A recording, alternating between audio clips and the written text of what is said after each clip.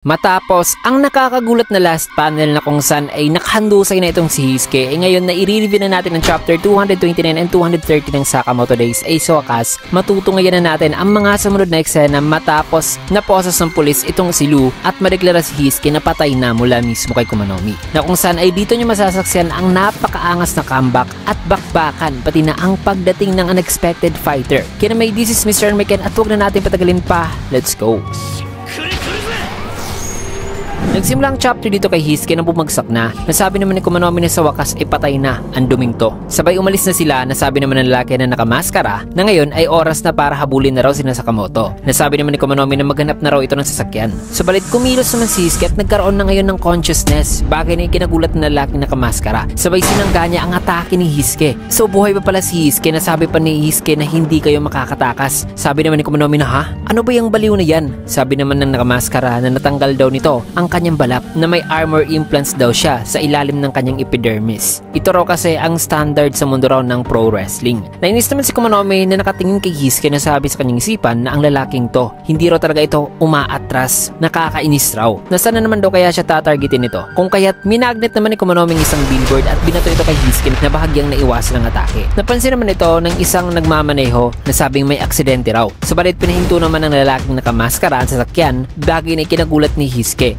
sapagkat binuwat lang naman ng lalaki ang sasakyan at tinake down niya ito kay Hisuke na sa kabila ng lahat ng yan ay nakaiwas pa rin itong si Hisuke na sa kanyang pag-atras ay kumuha naman siya ng mga tipak ng semento at iniligay niya sa bibig ng kanyang rifle. At mas nainis pa rito si Kumanomi na sabing kung ano man yung ginagawa mo ay wala pa rin niyang silbi. Sabay may kita na may mga kotse pa at motorsiklo na hinagis itong si Kumanomi kay Hisuke na ngayon tumatakbo. Napasabi naman itong lalaki na ibang klase na raw ngayon ang puwersa ng magnet nitong si Kumanomi. May kita naman na tumalon itong si Hisuke sa likod ng lalaki na ikinagulat naman ito na sabing sa likod ko. Sabay may kita na gumagamit pa rin ng magnetism itong si Kumanomi kaya naghanda na si Hisuke na sabi naman ng nakamaskara na oy, tanggapin mo na ang baril mo ay di talaga gagana sa akin. Subalit may kita na tumagos na sa kanyang katawan ang mga bala ni Hisuke nang pinaputok nito. Bagay na ikinagulat nila. Nasabi pa ng lalaki na imposible ang katawan ko. Ano bang klaseng bala ang binaril mo sa akin? Sagot naman ni Hisuke na mga ordinaryong bala lang daw na hinaluan niya lang daw ng mga pira-pirasong mga bakal. Kaya dito na napagtanto ng lalaki na kaya pala pumeso si Hisuke sa kanyang likod kanina ay para mamagnet ni Kumanomi ang mga bala nito na nakapwesto naman sa tapat ng lalaki. So napaturbocharge daw tuloy ni Hisuke ang kanyang shooting power dahil na rin sa kasalukuyang gumagamit kanina si Kumanomi ng magnet. Napangiting sabi naman ni Hisuke na naghintay raw talaga siya ng moment na kung saan ay gagamitin daw ni Kumanomi ang magnetism nito habang nasa gitna naman itong pro wrestler. Bagay na nagpainis palalo kay Kumanomi na sabing walang hiya ka. Sabay dito na niya ito sinipa na di naman naiwasan ni Hisuke na sabi sa kanyang isipan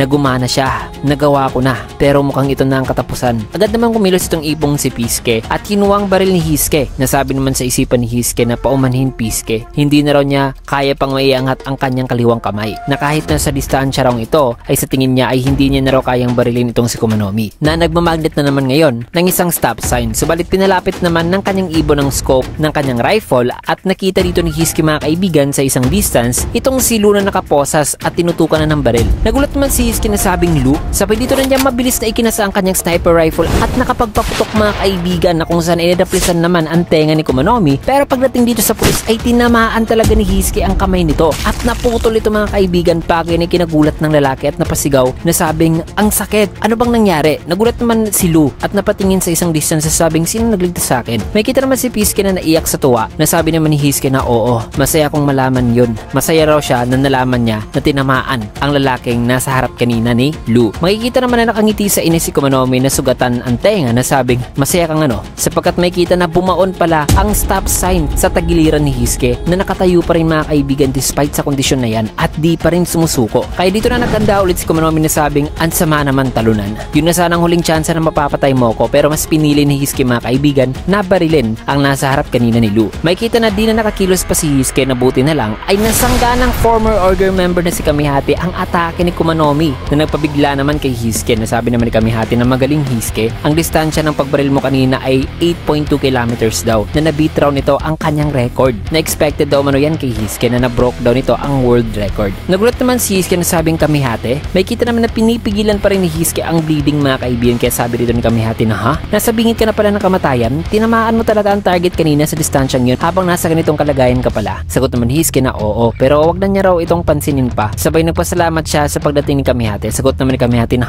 anong ibig mong sabihin na wag na lang pansinin? Sinasabi mo bang ang pag-break daw sa kanyang record ay parang wala lang daw dito kay Hisuke? Pangiting sabi naman ni Hisuke na hindi yan ang ibig kong sabihin. Hindi nga raw niya napansin ang layo ng distance kanina. Kaya sabi naman ni Kamihate na so ibig mong sabihin nagagawa mo lang pala yun unconsciously? Biro lang ba talaga ang pagkakaibigan natin? Matapos niyan ay dito na naganda si Komonomi at minagnet ang riles ng tren. Sabay binato niya ito kina Hisuke at nasama pa ang paparating na tren. Nagawa namang maiwasan ni Kamihate ang atake dala-dala si Hisuke. Nasabi ni Komonomi na bakit ba ang lahat daw ng order members ay nakikisama sa mga mahihina na may kilala nga raw siyang isang membro noon naging kapalit ang buhay dahil sa ugaling to. Mga salitang nagpakuha naman sa atensyon ni Hisuke. Sabay inatake naman ni Komonomi ng metal pipes itong si Kamihate na nakaiwas naman na sabing nakakainis. Nasabi naman sa isipan ni Hisuke na hindi raw niya makakayanan kung mamamatay din daw itong si Kamihate dahil din sa kanya. Kaya sinabihan niya ito na hayaan na lang siya rito na umalis. Nainis naman si Kamihate na sabing kainis, sa tingin mo ba ihihinto na ako sa pagiging kaibigan mo? Dahil lang sa sinabi ko kanina na parang biro lang pagkakaibigan natin. Nakakainis ka talaga. Umatake naman ang lalaking nakamaskara at naiwasan naman nila ito. Sabi naman ni Hisuke na huwag kang mag-alala sa akin Kamihate. Ayos lang talaga ako. Sabi naman ng lalaki habang papaatake na nakakadiri ka talaga at tinuturing mong bayani ang sarili mo sa pamagitan ng pagsakripisyo sa buhay mo. Nabuti na lang ay nagawang mabaril ni Kamihate ang lalaki mga kaibigan na papaatake kay Hisuke, and this time ay maepekto na talaga ang sniper rifle ni Kamihate dito sa lalaking nakamaskara. Agad namang nag-attempt ng suntok si Komonomi na na-block naman ni Kamihate kaya hinawakan naman ni Komonomi ang baril. Ngunit nasipa naman siya ni Kamihate kaya sabi naman sa isipan ni Komonomi na hindi lang daw pala ito isang ordinaryong sniper. Sabi naman ni Kamihate habang nagawang mapabagsak si Komonomi na ang mga magkaibigan ay dapat na may tiwala raw talaga sa isa't isa. Sabi naman sa isipan ni Hisuke na malakas pa rin daw si Kamihate kahit di na raw ito gumagamit ng rifle na no doubt ay nakakahanga raw talaga ito. Subalit bigla namang nanghina si Hisuke at papabagsak na kaya nag-alala dito si Kamihate sapagkat naghanda na ng atake si Komonomi gamit ang bolt na sabing huwag mo akong maliitin. Sabay dito niya inatake si Hisuke gamit ang ataking to. Nabuti na lang ay nasangga pa ito ni Kamihate pero tumagos ito sa kanyang rifle at nagdulot ito ng damage mga kaibigan dahilan na di na ito nagagamit pa. Kaya pangiting sabi pa ni Komonomi, nakita mo, yan ang nangyayari kapag di mo pinipili ang iyong mga kasama na dapat ay pinuputol mo raw talaga ang iyong pakikisama sa mga nagiging pabigat na lang sa'yo. Sagot naman ni Kamihate na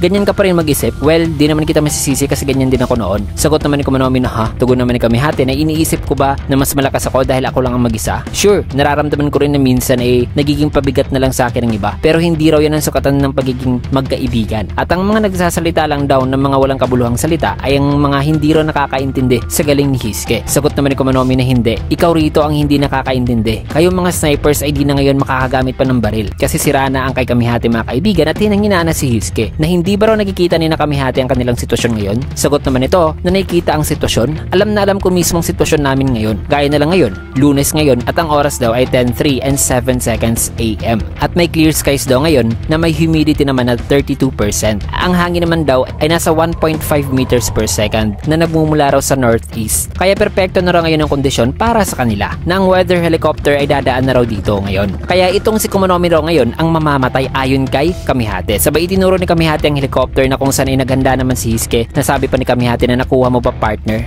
Fire. At dito na pinaputok ni Hisuke ang rifle at tinamaan ang helicopter dahil na nawala nito ng kontrol. Nasabi naman ni Komonomi na ano ba pinaplano niya? Sabi naman ni Kamihate na ang buong mundo ay ang kanyang rifle daw mismo. May kita naman na may nirescue yung batang ibon ni Hisuke habang helicopter ay papacrash na sa may overpass tunnel at tuluyan na nga itong bumagsak. Na kung saan ay ang umiikot na rotor blade ay nakapag-produce naman ng hangin na concentrated talaga since na umikot ito sa tunnel dahilan na ang wind pressure ay direktang tumama sa kung saan ngayon nakatayo si Komonomi na sabing ginamit nila ang tunnel bilang air cannon. Sabi naman ni Kamihate, nakita mo yan? Yan ang kapangyarihan daw ng power of friendship. So grabe ang tindi ng kanilang ginawa mga kaibigan para mapabagsak si Komonomi. Na ang tanong ay talo na ba talaga ito? At ano na kaya ang nangyari kina Shin at pati na dito kina Lu? Well, ang pagpapatuloy sa sunod-sunod na bakbakan ay matutunghayan nyo lang naman sa susunod na chapter at next week po yan. Kasi ngayon na nasa latest chapter na tayo ay once a week na po tayong magre-review ng mga chapter release ng Sakamoto Days. Kasi once a week lang din naman nagre-release ng bagong chapter ang manga. Kaya dito mo natin tatapusin ang video mga kaibigan at kung nagustuhan nyo yung video, kinagat a like, comment, follow, subscribe na rin for more videos like this. Maraming salamat and see you guys again on my next